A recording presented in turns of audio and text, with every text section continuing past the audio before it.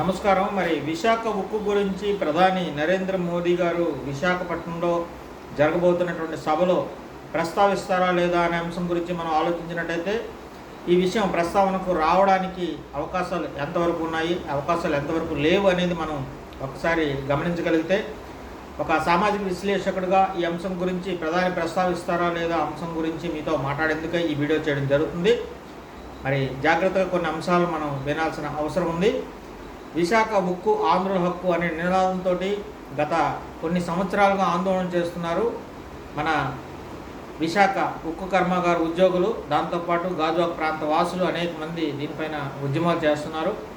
గత కొన్ని నెలలుగా జీతాలు కూడా సక్రమంగా రాక ఉక్కు ఉద్యోగులు అనేక మంది ఇబ్బందులు ఎదుర్కొంటున్నారు. ఉక్కును రక్షించాలని, శైలిలో విలీనం చేయాలని గత కొన్ని రోజులుగా కోరుతున్నప్పటికీ ఈ అంశం తెరపైకి వస్తుందా లేదా, రేపు జరుగుతున్నటువంటి ఈ సమావేశంలో అంటే 8వ తేదీన విశాఖ వస్తున్నటువంటి ప్రధాని ఈ విషయాన్ని ప్రస్తావించడానికి అవకాశం ఉందా లేదా అనేది మనం ఒకసారి సూచించినట్టయితే, గమనించినట్టయితే తప్పకుండా ఈ విషయంపై వారు అంటి ముట్టనట్టుగా మాట్లాడే అవకాశం అనేది అయితే మనకు కనబడుతుంది. ఎందుకంటే ఇక్కడ కేంద్ర మంత్రి రామ్మోహన్ నాయుడు గారు కానీ, లేదంటే ఇతర మంత్రులు, ఇక్కడికి సంబంధించినటువంటి లోకల్ ఎమ్మెల్యే కానీ, అతనే టీడీపీ అధ్యక్షుడిగా కూడా ఉన్నారు, ప్రజెంట్ రాష్ట్ర అధ్యక్షుడిగా ఉన్నారు.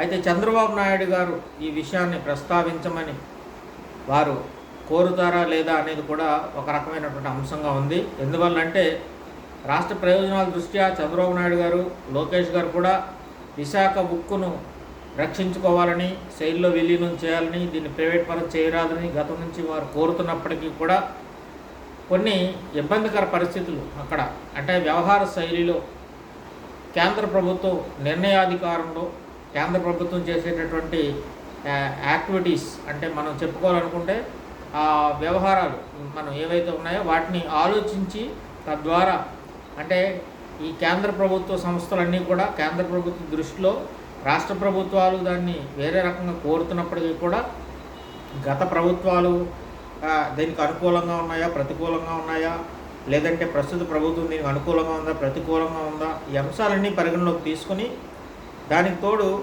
దీనికి ఆల్రెడీ ఎంతవరకు ప్రాసెస్ జరిగింది, ఇది ఎంతవరకు ఇంకా ముందుకు తీసుకెళ్ళాలి, లేదంటే ఇక్కడతో ఆపితే ప్రభుత్వం దీని మీద ఎంత పెట్టుబడి పెట్టాల్సిన అవసరం ఉంటుంది, దీన్ని శైలిలో విలీనం చేయడం ద్వారా లాభం ఏంటి, నష్టం ఏమిటి, దీనికి ఉండేటటువంటి వనరులు ఎలా ఉన్నాయి, ఈ అంశాలన్నింటినీ పరిగణలోకి తీసుకుని దీనిపైన కూలంకుషంగా చర్చించి మాత్రమే వారు ఒక నిర్ణయం అనేది చేస్తారు.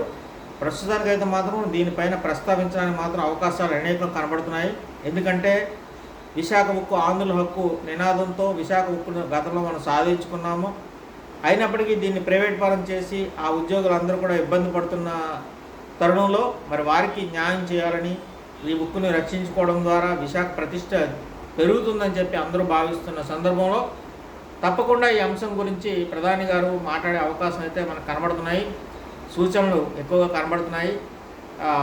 బీజేపీ అధ్యక్షురాలు పురంధేశ్వరి గారు కూడా ఈ విషయంలో, విశాఖ ఉక్కు విషయంలో మనం ఒక నిర్ణయం చేయాలని చెప్పి మోదీ గారి దృష్టికి తీసుకెళ్ళడానికి, అదేవిధంగా లోకల్ ఎంపీ గారు కూడా, ఇక్కడ తెలుగుదేశం ఎంపీ గారు కూడా మనకి దీని పట్ల ఒక కొత్త నిశ్చయంతో ఉన్నారు.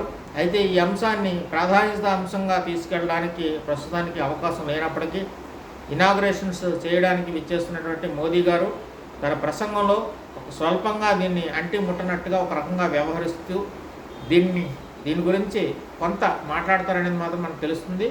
ఏదైనప్పటికీ వారి దృష్టికి ఈ సమస్య వెళుతుండడం అనేది గొప్ప విశేషం.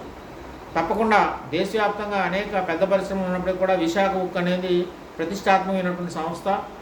ఈ విశాఖ ఉక్కును ప్రైవేట్ పరం చేయకుండా మనం రక్షించుకోవడానికి కార్మిక సంఘాలే మాత్రమే కాకుండా విశాఖ వాసులు అందరూ కూడా ముక్తకంఠంతో దీన్ని ప్రైవేటీకరణ ఆపాలని చెప్పి కోరుతున్న తరుణంలో తప్పకుండా ఈ అంశాన్ని ప్రధానమంత్రి గారు ప్రస్తావిస్తారని చెప్పి కోరుకుంటున్నాము.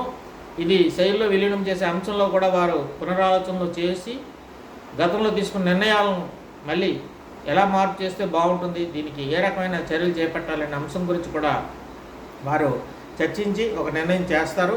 తప్పకుండా మనందరం మంచి ఫలితాలు వస్తాయని చెప్పి ఆశిస్తూ ధన్యవాదాలతో మీరు ఈ వీడియో విన్నందుకు మీకు నచ్చితే సబ్స్క్రైబ్ చేయండి. మీ సన్మూర్తి, సామాజిక విశ్లేషకులు, విశాఖపట్నం. నమస్కారం.